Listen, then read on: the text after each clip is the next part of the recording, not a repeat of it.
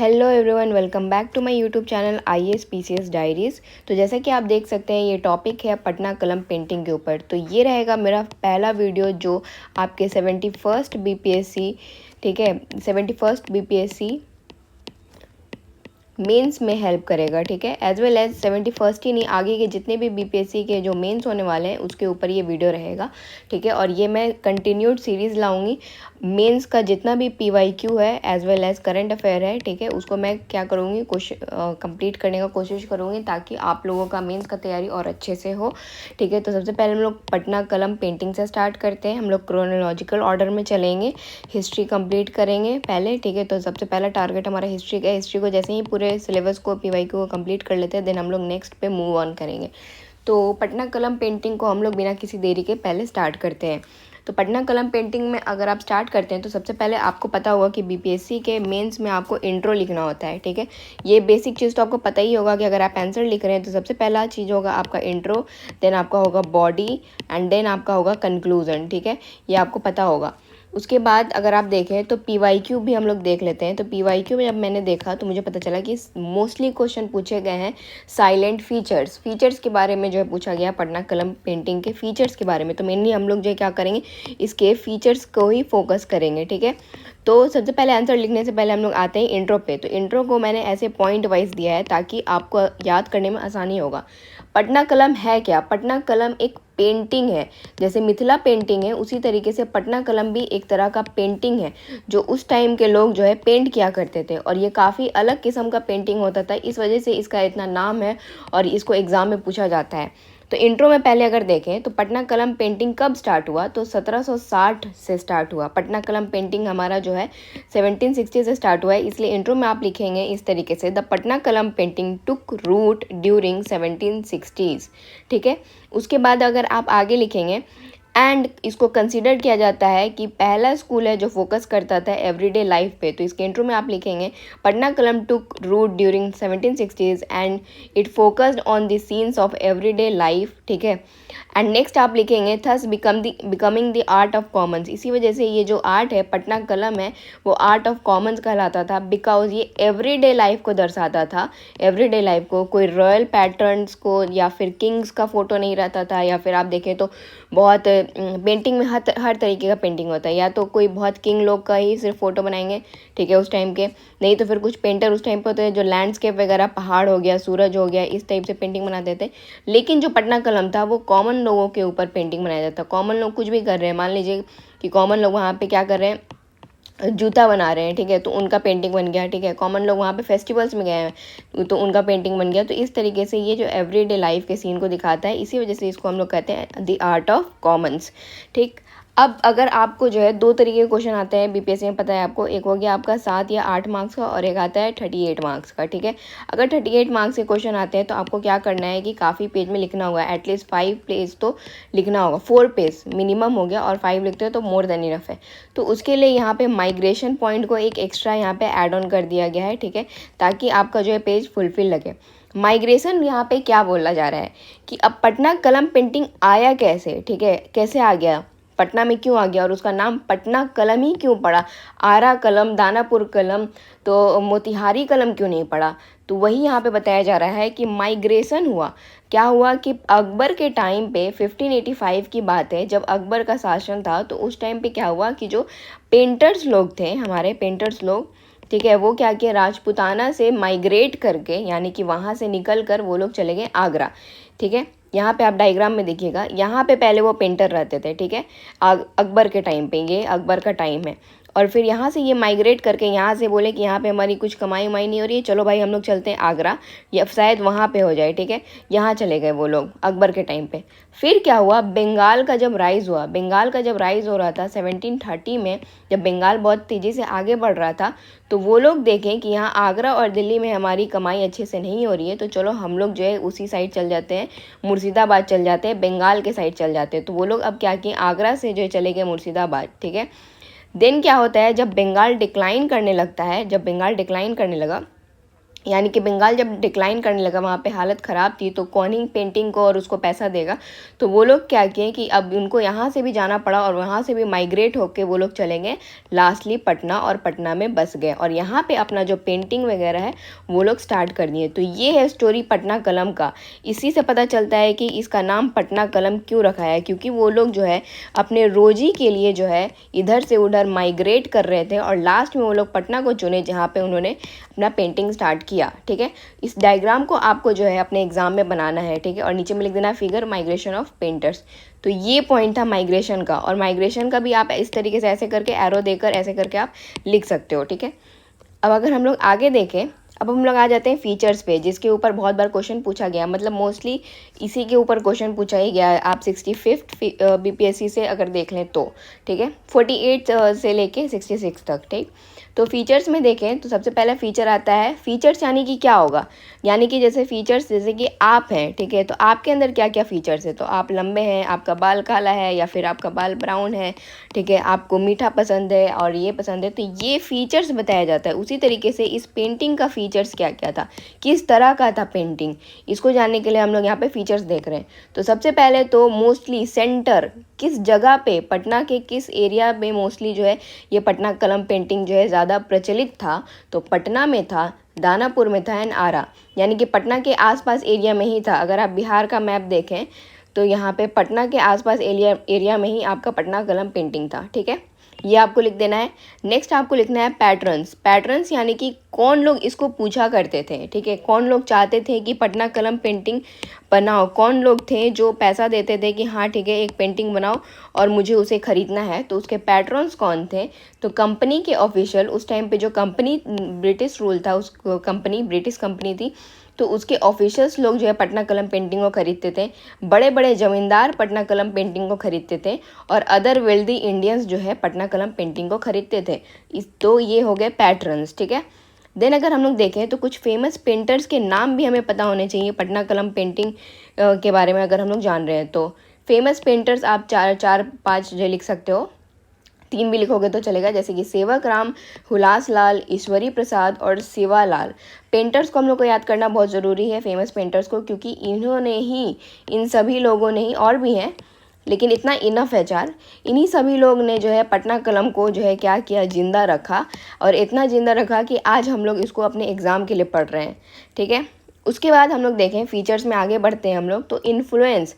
आखिर पटना कलम पेंटिंग जो बनता है, पटना कलम पेंटिंग, कोई भी चीज़ में ना किसी चीज़ का इन्फ्लुएंस होता है। वो जो पेंटिंग बनता है तो उसमें इन्फ्लुएंस कहाँ का है, अगर आप आर्किटेक्चर में भी देखें तो इन्फ्लुएंस होता है, जैसे मुग़ल आर्किटेक्चर हो गया, इंडो ग्रीक आर्किटेक्चर हो गया, तो उसी तरीके से पटना कलम पेंटिंग में भी कहीं का इन्फ्लुएंस है।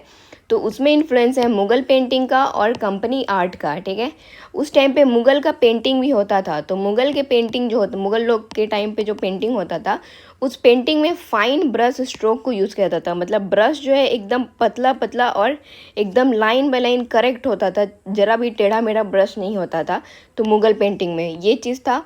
और मुग़ल पेंटिंग में था ब्राइट कलर्स को यूज़ किया जाता था। जब भी मुग़ल पेंटिंग बनाया जाता था, कि कुछ भी बनाया जाता था, उसमें क्या किया जाता था, ब्राइट कलर्स को यूज़ किया जाता था दिखाने के लिए। ठीक है, तो ये 2 चीज़ जो है क्या किया गया, ये पटना कलम पेंटिंग ने ले लिया। ठीक है, और कंपनी आर्ट से क्या किया गया, कंपनी आर्ट पेंटिंग में जो है वाटर कलर्स को यूज़ किया जाता था। यानी कि कंपनी आर्ट जो पेंटिंग बनता था वो हमारा वाटर कलर से बनता था। ऐसे बहुत सारे कलर होते हैं, पोस्टर कलर होते हैं आपके, ठीक है, एक्रेलिक कलर होते हैं, तो वाटर कलर से बनता था। तो कंपनी आर्ट से वाटर कलर पटना कलम ने ले लिया। And then various shades of light, यानी कि लाइट का भी अलग अलग शेड होता है। अगर हम लोग खड़े होते हैं और हमारे पीछे जो ये शेडो बनता है तो उसका भी अलग अलग शेड होता है। तो उस तरीके से वेरियस शेड ऑफ लाइट को भी यूज़ किया गया। और यहाँ पे मान लीजिए अगर ऐसे करके बल्ब जल रहा है, ठीक है, और उससे लाइट आ रहा है, तो उसका भी वेरियस शेड होता है, तो उसको अलग अलग शेड को यूज़ किया गया था पटना कलम पेंटिंग में। कंपनी आर्ट में भी यूज़ होता था और उसी चीज़ को पटना कलम पेंटिंग में ले लिया गया। एंड बर्ड्स वगैरह भी बनाए जाते थे उस टाइम पे, पटना कलम पेंटिंग में उसको भी डाल दिया गया कंपनी आर्ट से। तो यानी कि हम लोग को ये पता चलता है कि पटना कलम पेंटिंग को जो है इन्फ्लुएंस दोनों से है, मुग़ल पेंटिंग से भी है और कंपनी आर्ट से भी है। दोनों के कुछ कुछ पॉइंट को जो है उठाकर पटना कलम में जो है ले लिया गया और ये बन गया पटना कलम पेंटिंग। ये जो डायग्राम है ये आपको एग्ज़ाम में बिल्कुल बनाकर आना ही आना है। ठीक है, इन्फ्लुएंस वाला। देन अगर हम लोग नेक्स्ट फीचर्स में जाएं तो डिस्टिंक्टिव एस्पेक्ट पे हम लोग आते हैं। तो इसमें ये बात हो रही है कि क्या अलग था, क्या ऐसा डिस्टिंक्टिव था जो पटना कलम पेंटिंग को बाकी पेंटिंग से जो है ख़ास बनाता है। ठीक है, ऐसे सारे पेंटिंग बहुत ख़ास होते हैं, बट पटना कलम पेंटिंग में क्या डिफरेंसेस था ये पूछा जा रहा है, यहाँ पे बताया जा रहा है। तो डिस्टिंक्टिव एस्पेक्ट ये था कि जो बैकग्राउंड होता था पटना कलम पेंटिंग का वो काफ़ी प्लेन होता था। यानी कि अगर आप देखें पेंटिंग्स वगैरह में, अगर आप देखें जो पेंटिंग्स मान लीजिए यहाँ पे बनाया जाता है, यहाँ पे मान लीजिए एक फूल का पेंटिंग बना दिया गया, ठीक है, एक फूल बस बनाया गया यहाँ पे, तो उसके बैकग्राउंड में जो थोड़ा सा बादल भी बना देंगे, ठीक है, यहाँ पे थोड़ा सा सूरज भी बना देंगे, ठीक है, तो ये अच्छा लगता है बैकग्राउंड में। लेकिन जो पटना कलम पेंटिंग होता था, ठीक है, वो एवरीडे लाइफ को दिखाता था। जैसे कि पटना कलम पेंटिंग, यहाँ पे पटना कलम पेंटिंग में एक आदमी को बनाया गया जो यहाँ हमारा जूता साफ कर रहा है, ठीक है, उस टाइप के पेंटिंग को बनाए जा रहे हैं। तो उसमें क्या है कि जो बैकग्राउंड है वो बिल्कुल प्लेन है, प्लेन, क्योंकि मेनली फोकस यहाँ पे जो मेन आइटम है, यहाँ पे जो है, यहाँ पे मेन जो मेरा फोकस पॉइंट है पेंटिंग का उस पर किया जाता था। तो बैकग्राउंड जो है पटना कलम पेंटिंग में क्या होता था, प्लेन होता था। ठीक है, नेक्स्ट डिस्टिंक्टिव एस्पेक्ट था कि नो इलेबरेट लैंडस्केप। लैंडस्केप वहाँ पे उसको इलेबरेट नहीं किया जाता, वो बैकग्राउंड से ही रिलेटेड है। तो जो लैंडस्केप पीछे में रहता था उसको इलेबरेट किया ही नहीं जाता था, बिल्कुल प्लेन होता था। ठीक है, और पेंट जो किया जाता था वो डायरेक्टली ब्रश से किया जाता था। अभी अगर आप देखें आर्टिस्ट लोग को, तो वो लोग क्या करते हैं, पेंसिल को यूज़ करते हैं। जैसे फॉर एग्जांपल ये पेंसिल है, मैं दिखाती हूँ आपको। फॉर एग्जांपल ये पेंसिल है, पहले पेंसिल से क्या करेंगे, एक ऐसे सर्कल बनाएंगे, देन यहाँ पे ऐसे एक नोज़ बनाएंगे, देन यहाँ पे ऐसे एक आइज़ बनाएंगे, देन यहाँ पे ऐसे एक बाल बनाएंगे, ठीक है, एंड देन फिर कलर लेंगे और उससे कलर करेंगे पेंट ब्रश से, ठीक है, ऐसे ऐसे करके। तो वो चीज़ पटना कलम पेंटिंग में नहीं होता था, डायरेक्टली ब्रश को लिया जाता था, ब्रश उसमें कलर था और उससे ब्रश से ही ऐसे ऐसे करके पूरा पेंट कर दिया जाता था विदाउट यूजिंग पेंसिल। पेंसिल को यूज़ किया ही नहीं जाता था। तो ये जो एक डिस्टिंक्टिव फीचर है इसको हम लोग कजली सिहाई टेक्निक बोलते हैं, जो बिल्कुल आपको लिख कर आना ही आना है, ये पॉइंट को आपको बिल्कुल नहीं भूलना है। ठीक है, ऐसे डिस्टिंक्टिव एस्पेक्ट आपको तीनों ही बिल्कुल नहीं भूलना है, ये बिल्कुल लिख कर आना है। ठीक है, तो कजली सिहाई टेक्निक को यूज़ किया जाता है directly, painted directly with brush, ठीक है, without using pencil to first draw the sketch. ठीक, एंड नेक्स्ट फीचर्स अगर हम लोग देखें तो पटना कलम पेंटिंग का टाइप क्या था, तो ये मिनिएचर था। यानी कि कुछ कुछ पेंटिंग होते हैं वो इतने बड़े होते हैं कि आप अपने दीवार पे लगाइएगा तो आधा दीवार जो है गायब हो जाएगा। ठीक है, लेकिन जो पटना कलम पेंटिंग था वो मिनिएचर था, यानी कि छोटे छोटे पीस में बनाया जाता था। ठीक है, बड़ा पेंटिंग यहाँ पे ये है, लेकिन वो ऐसे छोटे छोटे पीस में पटना कलम पेंटिंग बनाया जाता था। ठीक है, और सब्जेक्ट क्या होता था, सब्जेक्ट तो हम लोग इंट्रो में ही पढ़ के आ रहे हैं। सब्जेक्ट था उन लोग का, यानी कि सब्जेक्ट मतलब किस टॉपिक पे बनाते थे वो लोग, तो वो लोग एवरीडे लाइफ पे बनाते थे। जैसे होली के ऊपर बना दिए फ़ोटो, ठीक है, पेंटिंग, रिवर साइड हो गया आपका, ठीक है, उसके बाद रिवर साइड अगर स्पोर्ट्स हो रहा है तो उस पर बना लेते थे। एंड देन आइडल सेलर्स, इन लोग का ऐसे करके, जो सेलर हो गए, बिजनेस मैन, बिजनेस वूमेन है, सबका एवरीडे लाइफ को, कॉमन लाइफ को दिखाते थे। ठीक है, कौन सा पेपर यूज़ करते थे वो लोग, तो अगर हम लोग देखें पेपर, तो पेपर जब पहले की पुरानी बात है, पहले जब थे तो अर्ली टाइम पे पेपर वो लोग यूज़ करते थे खुद का। ठीक है, तो पेपर उन लोग यूज़ करते थे मेड ओन पेपर, खुद का अपना जो है क्या किए थे, made own paper from cotton and ragas. ठीक है, या कॉटन या फिर राग से जो है वो लोग खुद का पेपर बनाते थे अर्ली टाइम में। ठीक है, अर्ली डेज में। देन लेटर डेज में they imported handmade paper from Nepal. वो लोग क्या करने लगे कि हैंडमेड पेपर, लेटर पीरियड में जो है हैंडमेड पेपर आता था वो नेपाल से वो लोग जो है इम्पोर्ट करने लगे और उसके ऊपर जो है पेंटिंग बनाने लगे। ठीक है, जो पेपर आता था नेपाल से वो जूट और बैम्बू सैम्पलिंग से बना रहता, सैम्पलिंग से। ठीक है, तो ये था हमारा paper use.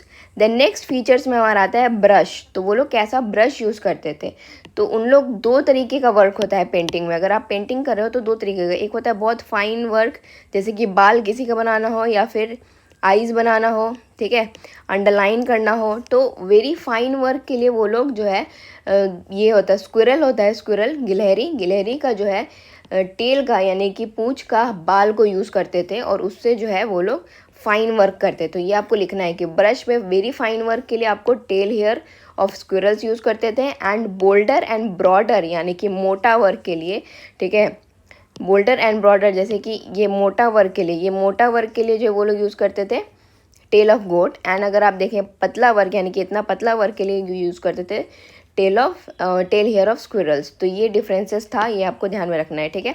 Bold and broader work के लिए टेल ऑफ गोट। नेक्स्ट हमारा आता है कि वो कैसे कलर्स यूज़ करते थे। पेंटिंग बनाते थे तो पेंटिंग बनाने में जो है कलर्स जो यूज़ करते थे वो कहाँ से लाते थे। तो ये कॉमन सेंस है कि उस ज़माने की बात है तो उस टाइम पे कलर्स सिंथेटिक कलर्स तो होंगे नहीं, ठीक है। तो वो लोग कलर्स लाते थे, प्लांट्स एंड फ्लावर्स से लाते थे कलर्स उस टाइम पे, ठीक है। ये हमारा हो गया। एंड नेक्स्ट हमारा आता है डिक्लाइन। तो पटना कलम पेंटिंग जो है बाद में क्यों डिक्लाइन हो गया, अभी के टाइम पे पटना कलम पेंटिंग हम लोगों को क्यों नहीं देखने को मिलता है, उसका क्या काउज़ है। तो डिक्लाइन होने का काउज़ ये है कि उसके बाद जो है अराइवल ऑफ फोटोग्राफी आ गया। कब, तो 1829 के टाइम पे जब फोटोग्राफी आ गया तो लोग पेंटिंग को ऐसे भी भूल चुके हैं, ठीक है। अभी भी आप देखें तो पेंटिंग को लोग भूल चुके हैं। मेनली तो सब फोटो लेते हैं और फोटो डाल देते हैं, ठीक है। फोटो को रखते हैं एज अ मेमोरी, टांगना भी होता है घर में तो फोटो है ही। तो अराइवल ऑफ फोटोग्राफी की वजह से हो गया 1829 में। साथ ही साथ 1857 में क्या हुआ, हमारा रिवॉल्ट हुआ था। तो क्या हुआ, ब्रिटिश क्राउन जब आ गया, टुक ओवर कर लिया ब्रिटिश क्राउन हमारे भारत को, तो क्या हुआ कि पटना कलम जो है अपने सम ग्रेटेस्ट पैट्रॉन्स को जो है खो बैठे। बिकॉज ब्रिटिश क्राउन जब आया तो जो बहुत सारे वेल्दी ज़मींदार लोग थे, ठीक है, वो लोग क्या हो गए, ब्रिटिश क्राउन के आने के बाद वो लोग जो है अपने पोजीशन से हट गए और उन लोगों के पास इतना मनी नहीं था कि वो लोग जो है एक ग्रेट पैटर्न बने पटना कलम के लिए, क्योंकि पैसा देंगे हैवी अमाउंट में तभी तो वो लोग पेंटिंग्स वगैरह भी खरीद पाएंगे, ठीक है। तो ज़मींदार्स वगैरह या फिर वेल्दी इंडियंस लोग जो है चले गए, जिसकी वजह से जो है पटना कलम पेंटिंग अपना ग्रेट पैटर्न्स को खो बैठा। और जब पैटर्न्स ही नहीं है, जो पैसा ही नहीं देंगे कि आप पेंटिंग बनाओ मैं खरीद रहा हूँ, तो फिर आर्टिस्ट लोग कहाँ से रहेंगे, ठीक है। तो एक तरीके से वो उनका बिजनेस था ना, तो वो ख़त्म हो गया। देन अगर आप देखें तो death of Shiv Dayal and Shivlal, तो इन लोग के डेथ के वजह, ये जो फेमस हमारे पेंटर्स थे, ठीक है, फेमस पेंटर्स के डेथ के वजह से भी देखा जाए तो हमारे आर्टिस्ट लोग का जो है आर्ट और उनका जो एक बोले तो एक उनका जो टैलेंट था वो चला गया और पटना से, और सब कुछ ख़त्म हो गया, ठीक है। तो ये 3 मेजर काउज थे डिक्लाइन ऑफ पटना कलम पेंटिंग का। देन अगर हम लोग को अब लास्ट में क्या लिखना है, अब हम लोग को कंक्लूजन पे आना है, ठीक है। कंक्लूजन के लिए भी मैंने यहाँ पे पॉइंट्स लिखा है, बट आपको कंक्लूजन पॉइंट्स में कभी नहीं लिखना है, ये ध्यान में रखना है, ठीक है। ये आपको पैराग्राफ में ही लिखना है। पॉइंट्स में मैंने इसलिए दिया है इंट्रो और कंक्लूजन, ताकि आप उसको अच्छे से याद कर सको, ठीक है।